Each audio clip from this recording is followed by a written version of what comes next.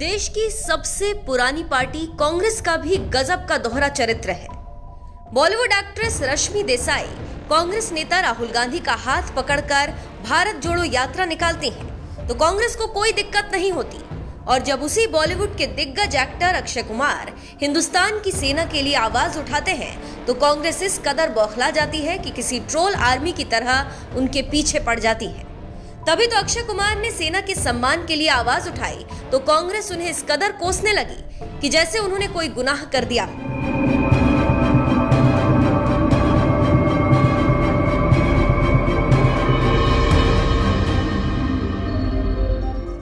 ये बात तो आप भी जानते हैं कि बॉलीवुड आज दो धड़ों में बंट गया है।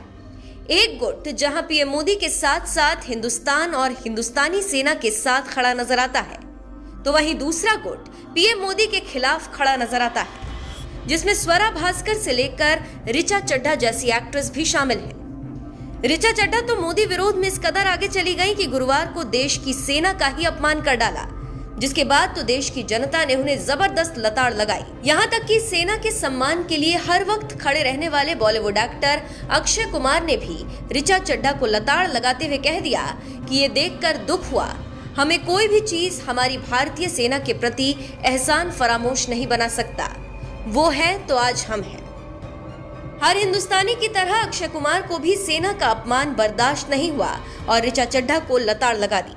लेकिन कांग्रेस को लगता है ये बात बर्दाश्त नहीं हुई कि उन्होंने सेना का अपमान करने वाली ऋचा चड्ढा को लताड़ लगाई।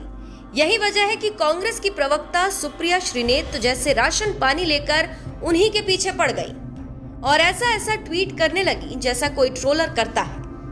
एक ट्वीट में तो कांग्रेस प्रवक्ता सुप्रिया श्रीनेत ने अक्षय कुमार का मजाक उड़ाते हुए लिखा, आप आम खाते हैं, कैसे खाते हैं, काट कर खाते हैं या गुठली के साथ? वो वॉश बेसिन पर खड़े होकर आम खाने का मजा ही कुछ और है। आप ऐसे सवालों तक ही सीमित रहिए। एक विदेशी से भला हम अपनी सेना के शौर्य और पराक्रम और राष्ट्रवाद पर भाषण क्यों सुने? कांग्रेस प्रवक्ता सुप्रिया श्रीनेत यही नहीं रुकी, उन्होंने एक और ट्वीट में अक्षय कुमार के खिलाफ भड़ास निकालते हुए लिखा, कोई कनाडाई कुमार को चुप रहने के लिए कहे। जब पीएम ने कहा कि कोई भी हमारे क्षेत्र में नहीं आया है, तो उन्होंने हमारे 20 वीरों के सर्वोच्च बलिदान का अपमान किया। उन्होंने हमारे सशस्त्र बलों के शौर्य और साहस की अवहेलना की। कल्पना कीजिए, पीएम मोदी और चीनी पीएलए एक ही बात करते हैं। शेम। अक्षय कुमार ने ऋचा चड्ढा को जवाब दिया तो बुरा कांग्रेस मान गई और लगी उन्हें कोसने, जबकि अक्षय कुमार ने तो अपनी सेना के अपमान के खिलाफ ही आवाज उठाई थी। लेकिन ये बात भी कांग्रेस को बुरी लग गई। तो वहीं देश के दिग्गज पत्रकार सुधीर चौधरी ने अक्षय कुमार की तारीफ की है और लिखा है, जबरदस्त अक्षय कुमार, इसीलिए आप सबसे अलग हैं। बॉलीवुड को इस मुद्दे पर साथ आना चाहिए। ऐसे गैर जिम्मेदार अभिनेताओं की वजह से बॉलीवुड को देशद्रोही के रूप में जाना जाता है। बॉयकॉट बॉलीवुड इसी विचारधारा का प्रतिफल है। आपको बता दें, उत्तरी सेना के commander lieutenant general Upendra Dwivedi ने एक बयान में कहा था कि अगर सरकार आदेश देती है तो हम पीओके को वापस लेने के लिए पूरी तरह से तैयार हैं। हम सरकार की तरफ से आदेश का इंतजार कर रहे हैं।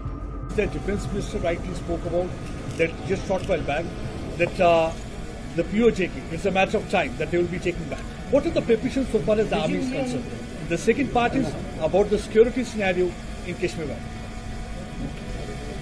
Raksha Mantri gave the statement about the POJK.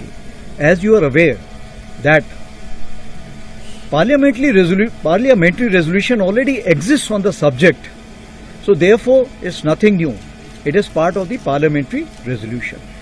As far as the Indian Army is concerned, Indian Army will carry out any order which is being given by the government of India. And whenever such orders are given, we'll always be ready for it. सेना के अफसर के इसी ऐलान पर Bollywood actress ने लिख दिया था, गलवान हाय बोल रहा है। लेकिन जब सेना के अपमान का आरोप लगाकर लोग उन्हें लताड़ने लगे, तो ऋचा चड्ढा ने तुरंत माफी मांगते हुए अपना ट्वीट डिलीट कर दिया था और कहा था कि मेरी मंशा कभी भी किसी को भी अपमानित करने की नहीं रही। मुझे मेरे कहे 3 शब्दों के कारण विवाद में घसीटा गया। जाने अनजाने मेरे द्वारा कहे गए शब्दों से अगर मेरे फौजी भाइयों की भावनाएं आहत हुई हो या ठेस पहुंची हो, तो मैं माफी मांगती हूँ। सेना का अपमान करने वाली ऋचा चड्ढा ने तो वैसे माफी मांग ली, लेकिन उन्होंने जिस तरह से सेना का मजाक उड़ाया उससे अक्षय कुमार भी भड़क गए और कह दिया कि ये देखकर बहुत दुख हुआ। लेकिन कांग्रेस को अक्षय कुमार की यही बात इतनी बुरी लगी कि पार्टी के दिग्गज नेता और कांग्रेस प्रवक्ता सुप्रिया श्रीनेत खुद किसी ट्रोलर की तरह अक्षय कुमार को ट्रोल करने लगी। कनाडा की नागरिकता होने की वजह से उन्हें विदेशी तक बता दिया। लेकिन बड़ी बात तो यह है कि अगर अक्षय कुमार के पास कनाडा की नागरिकता भी है तो कम से कम वो भारतीय सेना का अपमान तो नहीं करते, सेना के सम्मान के लिए हर वक्त आगे रहते हैं। तो वहीं भारत की नागरिकता रखने वाली ऋचा चड्ढा जैसी एक्ट्रेस सेना का अपमान करने से भी बाज नहीं आती। ऐसे में आपकी नजर में कौन बेहतर है, कनाडा की नागरिकता वाले अक्षय कुमार या भारत की नागरिकता वाली ऋचा चड्ढा? कमेंट कर अपनी राय जरूर बताएं।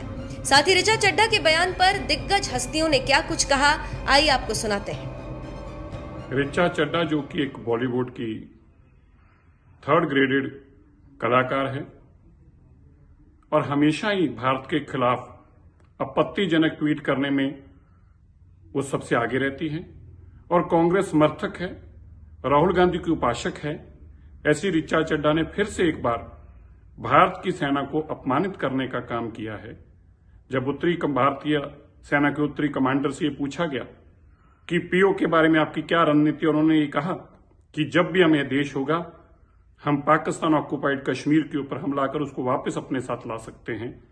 ऐसे में ऋचा चड्ढा उस भारतीय सेना का अपमान करे, उनको मौक करे, ये कह के गलवान याद कराए। गलवान भी भारत का गौरवमय इतिहास है।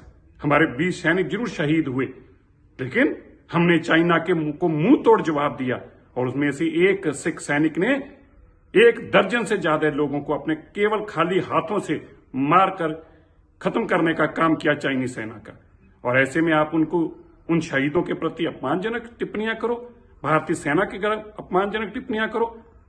मैं बॉम्बे की पुलिस से कहना चाहता हूं, मुंबई पुलिस से तुरंत इस ऋचा चड्ढा के खिलाफ कार्रवाई करें, एप्रोप्रिएट धाराओं में मुकदमा दर्ज करें, ताकि ऐसे लोग जो भारत का अपमान करना, भारत की सेना का अपमान करना एंजॉय करते हैं और अपनी शौहरत को बढ़ाने के लिए हमारी भारतीय सेना को नीचे लाने की कोशिश करते हैं, इनको मुंह तोड़ जवाब दिया जा सके, ऐसी जिंदगी में दोबारा कोशिश ना कर सके।